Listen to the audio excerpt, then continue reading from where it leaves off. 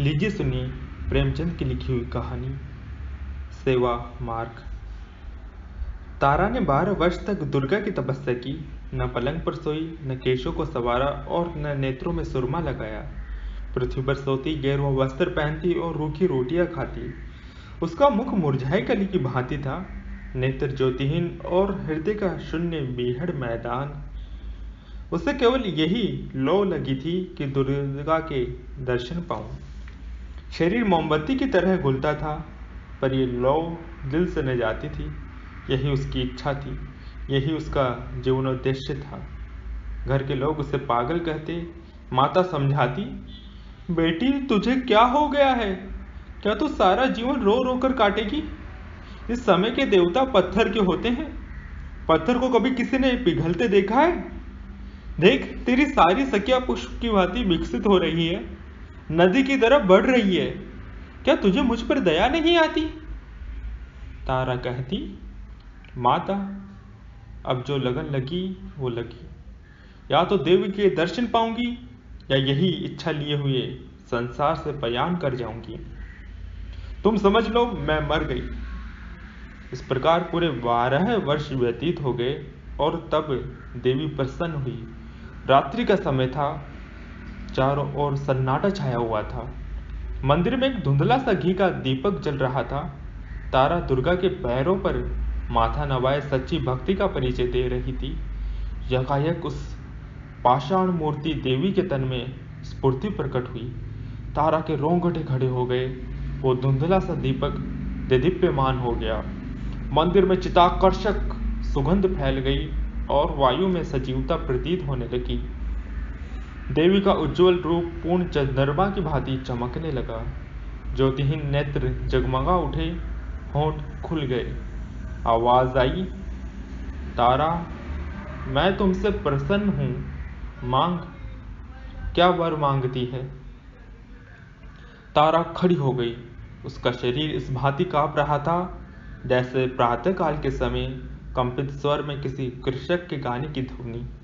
उसे मालूम हो रहा था मानो वो वायु में उड़ी जा रही है। उसे अपने हृदय के उच्च विचार पूर्ण प्रकाश का आभास हो रहा था।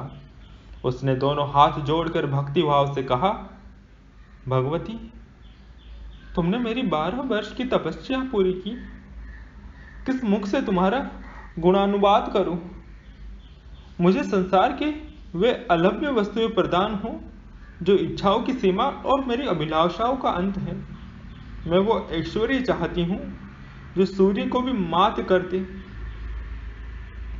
देवी ने मुस्कुराकर कहा, स्वीकृत है तारा, वो धन जो कालचक्र को भी लज्जित करे। देवी ने मुस्कुराकर कहा, स्वीकृत है तारा, वो सौंदर्य जो अद्वितीय हो। देवी ने मुस्कुराकर कहा, यह भी स्वीकृत है। तारा कुंवरी ने शेष रात्रि जाकर व्यतीत की। प्रभात काल के समय उसकी आंखें क्षण भर के लिए झपक गई। जागी तो देखा कि मैं सिर से पांव तक हीरे व जवाहिरों से लदी हूँ। उसके विशाल भवन के कलश आकाश से बातें कर रहे थे। सारा भवन संगमरमर से बना हुआ, अमूल्य पत्थरों से जड़ा हुआ। द्वार पर नौबत बज रही थी। उसके आनंददायक सुहावने शब्द आकाश में गूंज रहे थे। द्वार पर मीलों तक हरियाली छाई थी। दासियां स्वर्णाभूषणों से लदी हुई सुनहरे कपड़े पहने हुए चारों ओर दौड़ती थीं। तारा को देखते ही वे स्वर्ण के लोटे और कटोरे लेकर दौड़ी। तारा ने देखा कि मेरा पलंग हाथी दांत का है। भूमि पर बड़े कोमल बिछौने बिछे हुए हैं। सिरहाने की ओर एक बड़ा सुंदर ऊंचा शीशा रखा हुआ है। तारा ने उसमें अपना रूप देखा, चकित रह गई। उसका सुंदर रूप चंद्रमा को भी लज्जित करता था। दीवार पर अनेकानेक सुप्रसिद्ध चित्रकारों के मनमोहक चित्र टंगे थे, पर ये सब के सब तारा की सुंदरता के आगे तुच्छ थे। तारा को अपनी सुंदरता पर गर्व था। वो कई दासियों को लेकर वाटिका में गई। वहां की छटा देखकर वो मुग्ध हो गई।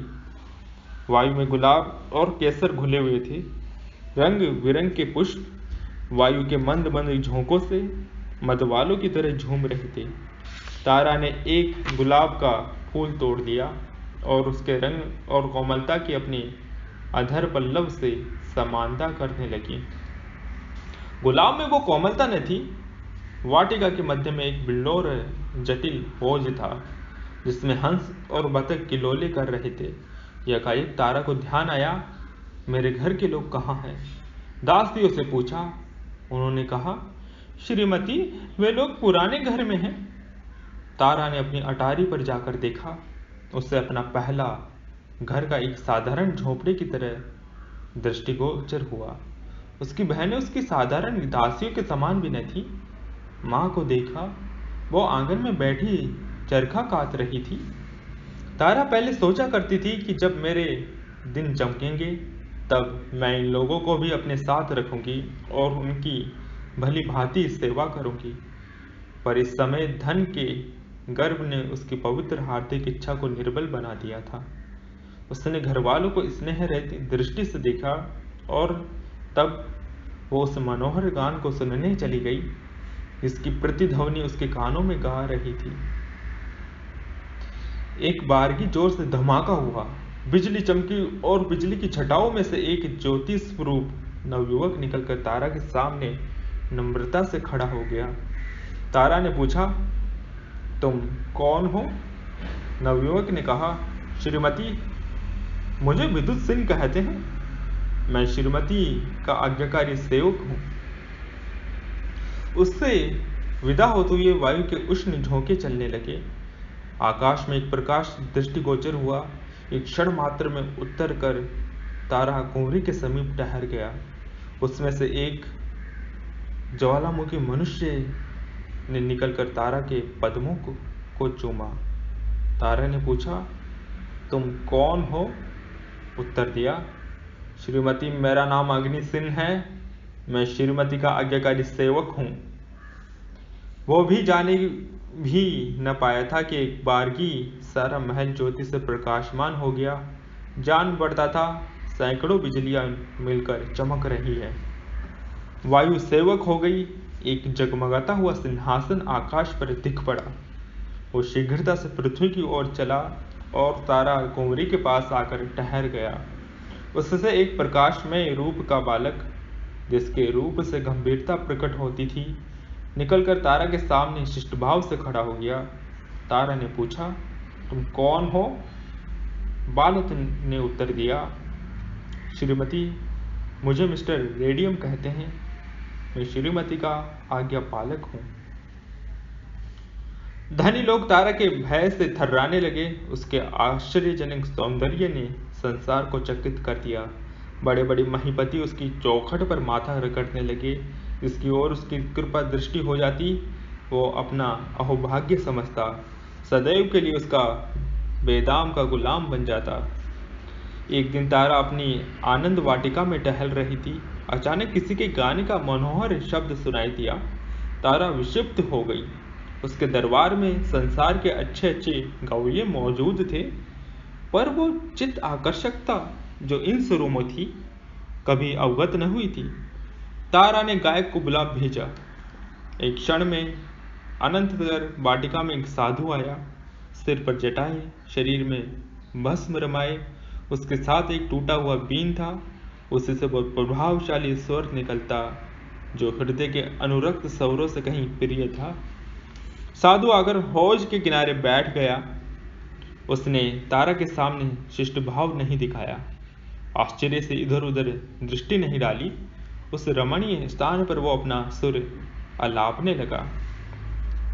तारा का चित्त विचलित हो उठा। दिल में अपार अनुराग का संचार हुआ। मदमत होकर टहलने लगी।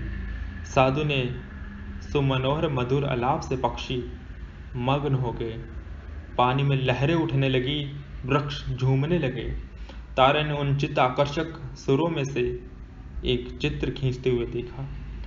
धीरे धीरे चित्र प्रकट होने लगा। उसमें स्फूर्ति आई और तब वो खड़ी होकर नृत्य करने लगी। तारा चौंक पड़ी। उसने देखा कि ये मेरा ही चित्र है। नहीं, मैं ही हूँ। मैं ही बीन की तान पर नृत्य कर रही हूँ। उसे आश्चर्य हुआ कि मैं संसार की अलभ्य वस्तुओं की रानी हूं अथवा एक स्वर चित्र। वो सिर धुनने लगी और मतवाली होकर साधु के पैरों से जा लगी। उसकी दृष्टि में एक आश्चर्यजनक परिवर्तन हो गया। सामने के फले फूले वृक्ष और तरंगे मारता हुआ हौज और मनोहर कुंज सब लोप हो गए। केवल वही साधु बैठा बीन बजा रहा था और वो स्वयं उसकी तालों पर थिरक रही थी। वो साधु अब प्रकाश में तारा और अलौकिक सौंदर्य की मूर्ति बन गया था। जब मधुर आलाप बंद हुआ तब तारा होश में आई। उसका चित्त हाथ से जा चुका था। वो उस विलक्षण साधु के हाथों बिक चुकी थी। तारा बोली, स्वामी जी, ये महल, ये धन, ये सुख और ये सौंदर्य सब आपके चरण कमल पर निछावर हैं। इस अंधेरे महल को अपने कोमल चरणों से प्रकाशमान कीजिए। साधुओं को महल और धन का क्या काम? मैं इस घर में नहीं ठहर सकता। तारा, संसार के सारे सुख आपके लिए उपस्थित हैं। साधु, मुझे सुखों की कामना नहीं। तारा, मैं आजीवन आपकी दासी रहूंगी। ये कहकर तारा ने आईनों में अपने अलौकिक सौंदर्य की छटा देखी और उसके नेत्रों में चंचलता आ गई। साधु, नहीं तारा गौरी, मैं इस योग्य नहीं हूं। यह कहकर साधु ने बीन उठाया और द्वार की ओर चला। तारा का गर्व टूक टूक हो गया, लज्जा से सिर झुक गया। वो मूर्छित होकर भूमि पर गिर पड़ी। मन में सोचा, मैं धन में, ऐश्वर्य में, सौंदर्य में जो अपनी समता नहीं रखती, एक साधु की दृष्टि में इतनी तुच्छ। तारा को अब किसी प्रकार का चैन नहीं था। उसे अपना भवन, ऐश्वर्य भयानक मालूम होने लगा। बस साधु का एक चंद्र स्वरूप उसकी आंखों में नाच रहा था और उसका स्वर्गीय गान कानों में गूंज रहा था। उसने अपने गुप्तचरों को बुलाया और साधु का पता लगाने की आज्ञा दी। उस छानबीन के पश्चात उसकी कुटी का पता लगा।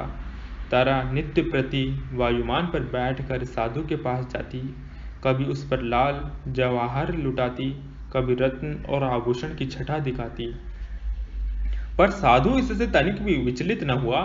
तारा के मायाजाल पर उसका कुछ भी असर न हुआ। तब तारा कुंवरी फिर दुर्गा के मंदिर में गई और देवी के चरणों पर सिर रख कर बोली, माता, तुमने मुझे संसार के सारे दुर्लभ पदार्थ प्रदान किए। मैंने समझा था कि ईश्वर में संसार को दास बना लेने की शक्ति होती है, पर मुझे अब ज्ञान हुआ है कि प्रेम पर ऐश्वर्य, सौंदर्य और वैभव कुछ भी अधिकार नहीं। अब एक बार मुझ पर फिर वही कृपा दृष्टि दे। कुछ ऐसा कीजिए कि जिस निष्ठुर के प्रेम में मैं मरी जा रही हूँ, उसे भी मुझे देखे बिना चैन ना आवे। उसकी आंखों से भी नींद हराम हो जाए, वो भी मेरे प्रेम मद में चूर हो जाए। देवी के होंठ खुले, वो मुस्कुराई, उसके अधर पल्लव विकसित हुए, बोली, सुनाई दी, तारा, मैं संसार के सारे पदार्थ प्रदान कर सकती हूँ, पर स्वर्ग सुख मेरी शक्ति के बाहर है। प्रेम स्वर्ग सुख का मूल्य है। तारा, माता, संसार के सारे ऐश्वर्य मुझे जंजाल जान पड़ते हैं। बताइए, मैं अपने प्रीतम को कैसे पाऊंगी? देवी, उसका एक ही मार्ग है, पर है बहुत कठिन। भला तुम उस पर चल सकोगी? तारा, वो कितना ही कठिन हो, मैं उस मार्ग का अवलंबन अवश्य करूंगी। देवी, अच्छा तो सुनो, वो सेवा मार्ग है। सेवा करो, प्रेम सेवा ही से मिल सकता है। तारा ने अपने बहुमूल्य आभूषणों और रंगीन वस्त्रों को उतार दिया, दासियों से विदा हुई, राजभवन को त्याग दिया, अकेले नंगे पैर साधु की कुटी में चली आई और सेवा मार्ग का अवलंबन किया। वो कुछ रात रहे उठती, कुटी में झाड़ू देती, साधु के लिए गंगा से जल लाती, जंगलों के पुष्प चुनती। साधु नींद में होते तो वो उन्हें पंखा झलती, जंगली फूल तोड़ लाती और केले के पत्ते बनाकर साधु के सम्मुख रखती। साधु नदी में स्नान करते जाया करते थे। तारा रास्ते के कंकड़ चुनती। उसने कुटी के चारों ओर पुष्प लगाए, गंगा से पानी लाकर सिंचती, उन्हें हरा भरा देखकर प्रसन्न होती। उसने मदार की रुई बटोरी, साधु के लिए नर्म गद्दे तैयार किए। अब और कोई कामना न थी, सेवा स्वयं अपना पुरस्कार और फल थी। तारा को कई कई दिन उपवास करना पड़ता था। हाथों में गड्ढे पड़ गए थे, पैर कांटों से छलनी हो गए, धूप से कोमल गात मुरझा गए। पर उसके हृदय में अब स्वार्थ और शासन का गर्व न था। वहाँ अब प्रेम का राज था। वहाँ अब उस सेवा की लगन थी जिससे कलुषता की जगह आनंद का स्रोत बहता है और कांटे पुष्प बन जाते हैं। जहाँ अश्रुधारा की जगह नेत्रों से अमृत जल की वर्षा होती और दुख विलाप की जगह आनंद के राग निकलते हैं। जहाँ के पत्थर रुई से ज्यादा कोमल हैं और शीतल वायु से भी मनोहर। तारा भूल गई कि मैं सौंदर्य में अद्वितीय हूँ। धन विलासिनी तारा अब केवल प्रेम की दासी थी। साधु को वन के खगों और मृगों से प्रेम था। वे कुटी के पास एकत्रित हो जाते। तारा उन्हें पानी पिलाती, दाने चुगाती, गोद लेकर उनका दुलार करती। विषधर सांप और भयानक जंतु उसके प्रेम के प्रभाव से उसके सेवक हो गए। बहुधा रोगी मनुष्य साधु के पास आशीर्वाद लेने आते थे। तारा रोगियों की सेवा शुश्रूषा करती, जंगल से जड़ी बूटियां ढूंढ लाती, उनके लिए औषधि बनाती, उनके घाव धोती, घावों पर मरहम रखती, रात भर बैठी उन्हें पंखा झलती। साधु के आशीर्वाद को उसकी सेवा प्रभाव युक्त बना देती थी। इस प्रकार कितने ही वर्ष बीत गए। गर्मी के दिन थे। पृथ्वी तवे की तरह जल रही थी। हरे भरे वृक्ष सूखे जाते थे। गंगा गर्मी से सिमट गई थी। तारा को पानी लेने के लिए बहुत दूर रेत में चलना पड़ता। उसका कोमल अंग चूर चूर हो जाता। जलती हुई रेत में तलवे भुन जाते। इसी दशा में एक दिन वो हताश होकर एक वृक्ष के नीचे क्षण भर दम लेने के लिए बैठ गई। उसके नेत्र बंद हो गए। उसने देखा, देवी मेरे सम्मुख खड़ी कृपा दृष्टि से मुझे देख रही है। तारा ने दौड़कर उनके पद्मों को चूमा। देवी ने पूछा, तारा, तेरी अभिलाषा पूरी हुई? तारा, हाँ माता, मेरी अभिलाषा पूरी हुई। देवी, तुझे प्रेम मिल गया? तारा, नहीं माता, मुझसे उससे भी उत्तम पदार्थ मिल गया। मुझे प्रेम के हीरे के बदले सेवा का पारस मिल गया। मुझे ज्ञान हुआ कि प्रेम सेवा का चाकर है। सेवा के सामने सिर झुकाकर अब मैं प्रेम भिक्षा नहीं चाहती। अब मुझे किसी दूसरे सुख की अभिलाषा नहीं। सेवा ने मुझे प्रेम, आदर, सुख सबसे निवृत्त कर दिया। देवी इस बार मुस्कुराई नहीं। उसने तारा को हृदय से लगाया और दृष्टि से ओझल हो गई।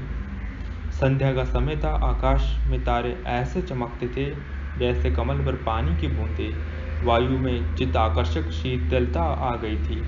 तारा एक वृक्ष के नीचे खड़ी चिड़ियों को दाना चुगाती थी कि एकाएक साधु ने आकर उसके चरणों पर सिर झुकाया और बोला, तारा, तुमने मुझे जीत लिया। तुम्हारा ऐश्वर्य, धन और सौंदर्य जो कुछ न कर सका वो तुम्हारी सेवा ने कर दिखाया। तुमने मुझे अपने प्रेम में आसक्त कर लिया। अब मैं तुम्हारा दास हूँ। बोलो, तुम मुझसे क्या चाहती हो? तुम्हारे संकेत पर अब मैं अपना योग और वैराग्य सब कुछ न्यौछावर करने के लिए प्रस्तुत हूँ। तारा, स्वामी जी, मुझे अब कोई इच्छा नहीं। मैं केवल सेवा की आज्ञा चाहती हूँ। साधु, मैं दिखा दूंगा कि योग साध कर भी मनुष्य का हृदय निर्जीव नहीं होता। मैं भवरे के सदृश तुम्हारे सौंदर्य पर मंडराऊंगा। पपीहे की तरह तुम्हारे प्रेम की रट लगाऊंगा। हम दोनों प्रेम की नौका पर ऐश्वर्य और वैभव की नदी पर सैर करेंगे। प्रेम कुंजों में बैठकर प्रेम चर्चा करेंगे और आनंद के मनोहर राग गावेंगे। तारा, स्वामी जी, सेवा मार्ग पर चलकर मैं अब अभिलाषाओं से पूरी हो गई। अब हृदय में और कोई इच्छा शेष नहीं। साधु ने इन शब्दों को सुना, तारा के चरणों पर माथा नवाया और गंगा की ओर चल दिया।